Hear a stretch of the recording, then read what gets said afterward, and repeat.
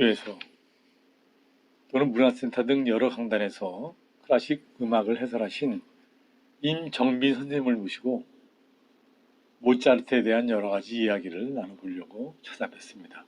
안녕하세요. 네, 오랜만입니다. 네. 제가 일주일 전에 한번 뵙고, 그렇죠. 네, 네. 그래도 뵙네요. 네. 그때 언뜻 들으니까 베토벤 그 악성 베토벤, 네. 또 신동 모차르트, 네. 그 말씀 아주 잘하시더라고요. 프라하 제가 그 옛날에 음악 여행을 다니면서 네. 정리해 놓은 거 오늘 사람들한테 강의하려고 준비했었는데 그냥 그 겸해서 그냥 하죠 뭐. 네. 여기 이제 보시면 네. 저기 프라하 성이 있잖아요. 네네. 이 성내에서 옛날에 그 베토벤이 연주한 기록이 있어요. 아. 그리고 이제 프라하는 그 신성 로마 제국의 수도인 비엔나와 더불어서 네네.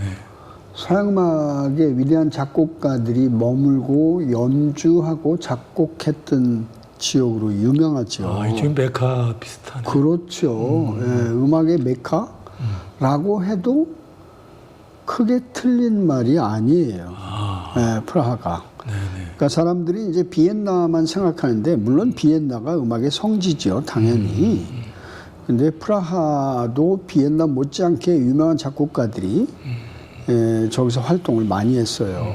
뭐 기록만 보면 뭐 모차르트, 베토벤은 말할 것도 없고 뭐 차이콥스키, 드보르작하고 스메타나는 거기가 또 고향이고 프라하에서 한 30km 정도 떨어져 있는 넬라흐제베스라는 데가 드보르작의 고향이죠. 아, 난 잘못. 그분이 미국에서 활동을 했기 때문에 인디언들하고도 작가작업을 많이 했던 얘기. 그렇죠. 그건 이제 1892년부터 1895년까지 약 3년 동안 미국에서 활동을 했죠. 원래 체코 사람이죠. 그래서 이제 체코가 음악의 성지고 뿐만 아니라 음악의 성지일 뿐만 아니라 그 좋은 공연장이 굉장히 많아요, 체코에는. 그래서 사실 이거는 이제 프라하 올드타운이고 뭐 예배당이고 뭐 이런 건데. 선생님 찍으신 거예요? 네, 이거 제가 찍은 거예요. 여기 이 사진들이 여기 니콜라우스 교회가 모차르트가 여기서 연주한 교회로 유명하죠. 모차르트가 여기서 이제 연주도 했고요. 여기 보시면 굉장히 장식이 멋있죠. 네네. 쌍절이제 비트. 그리고 뿐만 아니라 이런 이 그림들이 정말로 멋있어요. 그래서 그리고 이제 뭐 지금도 그렇지만 당시에 하나님을 믿는 많은 교인들이 저 천장에 뚫려 있는 저 홀을 보면서 천국으로 이르는 계단이다라고 생각을 했을 거예요, 아마. 이건 가까이서 제가 찍은 건데 이게 핸드폰으로 찍었는데 이렇게 잘 나왔어요. 음악 해설뿐만 아니라 뭐 사진에도 조예가 있으신 분 사진도 같은데요. 제가 옛날에 구도가 딱 맞는 것 같은 게. 사진도 조금 배웠어요. 어디 프로의 냄새가 나는 것 같아요. 그리고 요거는 이제 뭐 돈조반니 전용 극장인데 자 여기서 얘기를 조금 해볼게요. 모차르트가 1756년에 오스트리아 잘스부르크에서 태어나서 1791년에 죽었어요, 비엔나에서. 그러니까 35살 사는 거죠. 근데 모차르트가 1787년에 그러니까 31살 때 프라하에서 피가로의 결혼이라는 오페라를 공연을 했어요. 그런데 프라하 시민들이 난리가 난 거야. 너무 좋다고. 그래가지고 이제 뒤색이라는 경제적으로도 여유 있고 이제 귀족이 모차르트를 초청했어요. 그 뒤색 부부의 초청으로 프라하로 간 게 1787년 1월 달에 간 걸로 되어 있어요. 기록을 보면. 그러면 32살 때 1월 달에 프라하를 가게 된 거죠. 가서 피가로의 결혼을 모차르트가 직접 지휘하고, 그러니까 프라하 시민들이 막 난리가 난 거지.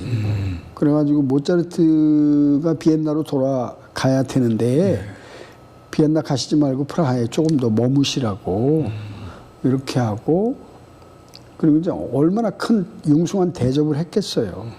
그러니까 모차르트가 그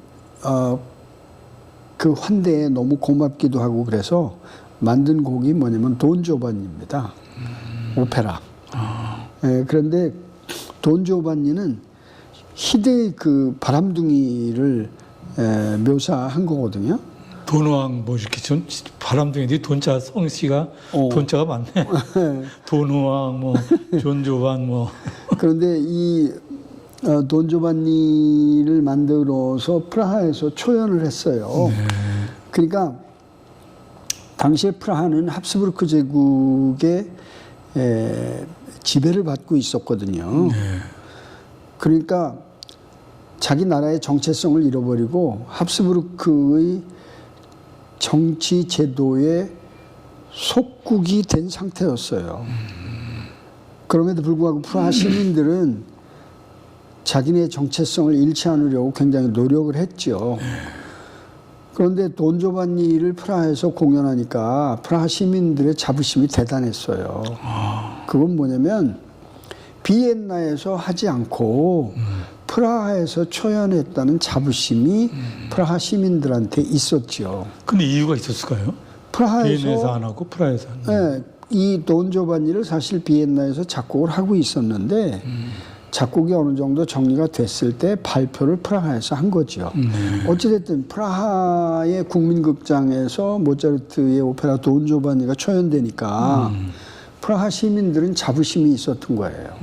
무슨 얘기냐면 비엔나보다는 상대적으로 열세잖아요. 작은 도시고 비엔나보다는. 그런데 비엔나에서 안 하고 프라하에서 하니까 얼마나 그 사람들이 자부심이 대단했겠어요. 그래서 프라하 시민들은 지금도 돈 조반니를 굉장히 좋아합니다. 왜? 프라하에서 초연했으니까.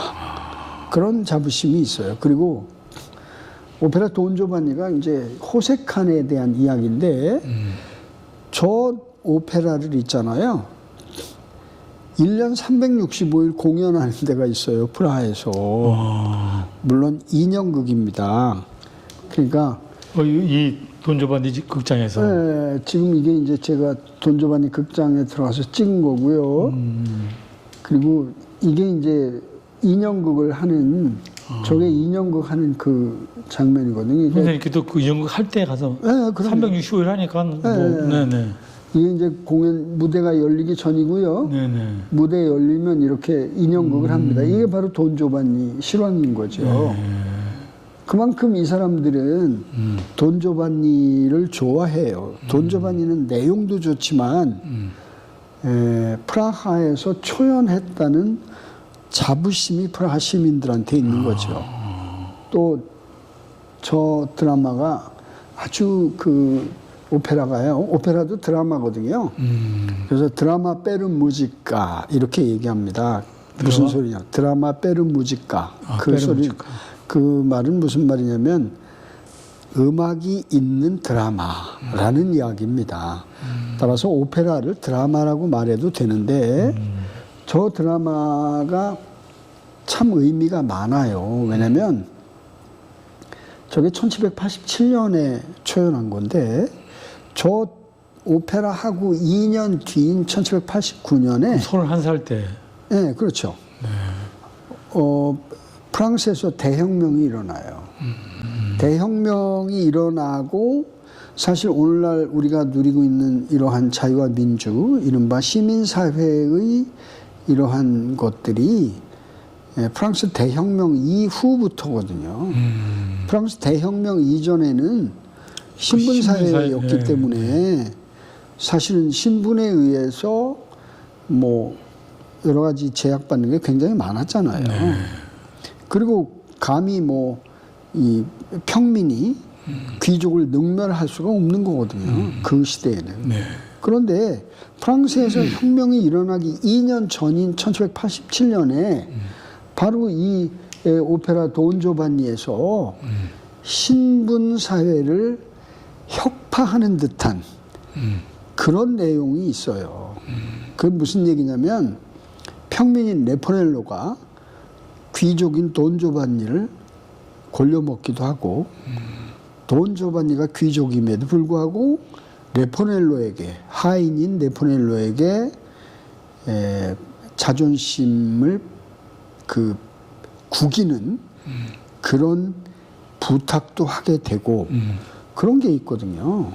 그래서 사실 당시 신분제 사회에서 저런 내용이 얼마나 재미가 있었겠어요. 그 서민들한테만 재미있었죠. 그렇죠. 그런데 귀족들이 볼 조금, 때는? 물론 사실 이거 돈 조반니 말고도 모차르트의 오페라 피가로의 결혼도 이미 거기서 이른바 반상이 와해되는 모습을 그려요.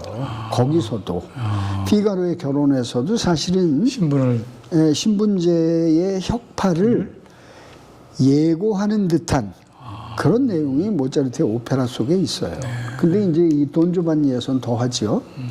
어찌됐든 그렇게 하고 나서 모차르트가 시민사회로부터 열렬한 환영을 받고 사랑을 받으니까 모차르트가 교향곡을 또 하나 써놓은 게 있었거든. 근데 그거를 발표를 안 하고 있다가 프라하라는 이름으로 발표해요. 교향곡 이름은? 네, 그게 교향곡 38번입니다. 모차르트는 교향곡을 41개를 썼는데 정식으로 쾌헬이 정리한 것만 41개예요. 그리고 실제로 어렸을 때부터 쓴 것부터 치면 뭐 엄청나게 많고.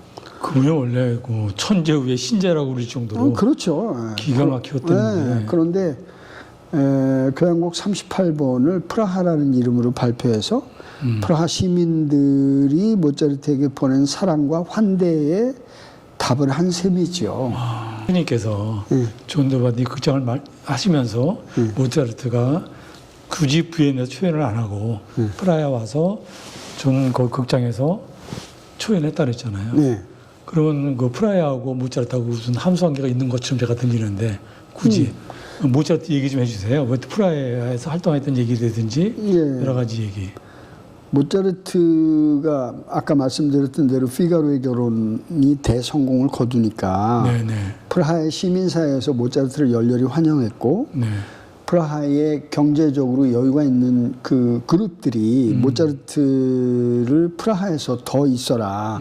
비엔나로 가지 말고 붙잡아 둔 거죠. 오래 있었어요. 네, 그랬죠. 그래서 거기 뒤색 부부 집에서 이제 모차르트가 기거하면서 오페라 돈 조반니는 사실 비엔나에서 만들었거든요.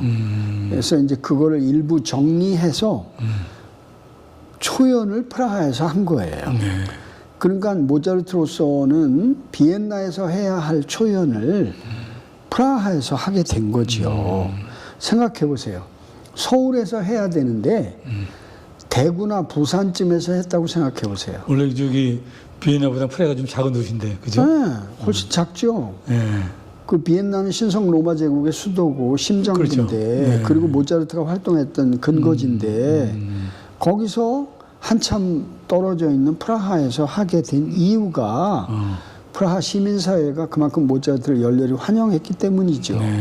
그 모차르트가 이제 거기서 돈 조반니를 초연하니까 역시 이것도 엄청난 센세이션을 불러일으켰죠. 지금 보시는 저 그림이 이게 스타보브스케 극장이거든요. 이게 모차르트를 위해서 이 극장이 만들어진 거고요. 요게 이제 극장 내부 모습입니다. 그리고요. 이게 이제 극장의 천장, 그 다음에 이제 이 객석을 찍은 건데요. 이게 이제 5층으로 되어 있어요. 그리고 이제 무대하고 오케스트라 피트인데 지금은 여기서 뭐 해마다 모차르트 오페라 돈 조반니 당연히 하고요. 그거 말고도 여러 가지 많은 공연을 현재도 하고 있습니다. 굉장히 프라하의 유명한 극장이고요. 돈 조반은 인형극장. 인형극장은 다른 거예요. 다른 거고. 네, 다른 거고. 인형극장은 이제 조그만 극장이고, 요거는 이제 대극장이죠. 자, 그래서 여기 이제 이 바깥에 있는 게 이게 모차르트에게 프라하 시민들이 선물한 동상입니다. 이게 뭐냐면요. 돈 조반니가 호색한이거든요.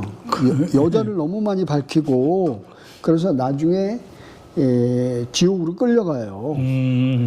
그래가지고 이게 돈 조반니 유령입니다. 이게. 근데 이거를 모차르트한테 선물로 줬는데 저렇게 무거운 쇳덩어리를 비엔나로 가지고 올 수 없잖아요. 짤츠부르크에도 저게 하나 있어요. 근데 짤츠부르크에 있는 거는 이거를 모조품? 그대로 흉내내서 모조품이고요. 네. 이게 진품이에요.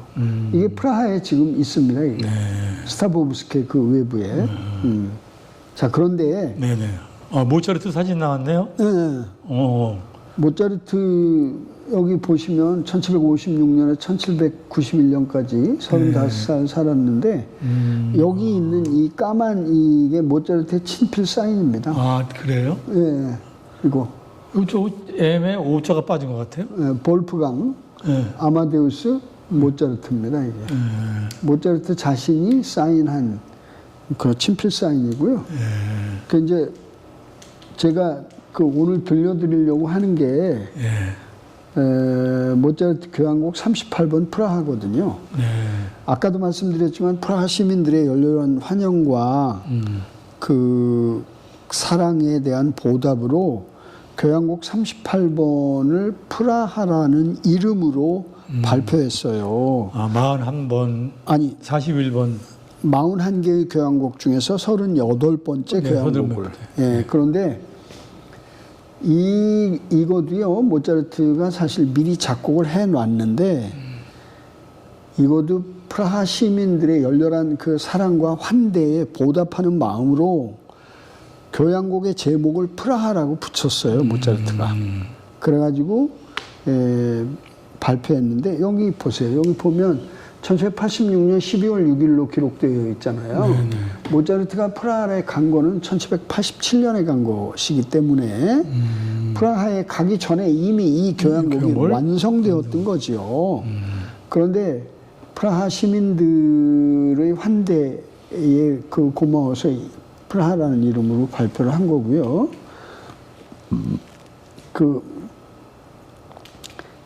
이게 이제 모차르트의 친필 악보입니다. 38번 프라하. 아니, 제가 알기로는 모차르트가 너무 신동이고, 그래서 뭐 작곡 이런 것도 뭐 그냥 몇 분 안에 써내리고, 교향곡도 뭐 그렇다는 얘기 들었는데. 며칠 만에 쓰고. 근데 악보 보니까 수정한 게 하나도 없네요, 진짜. 네, 그렇죠.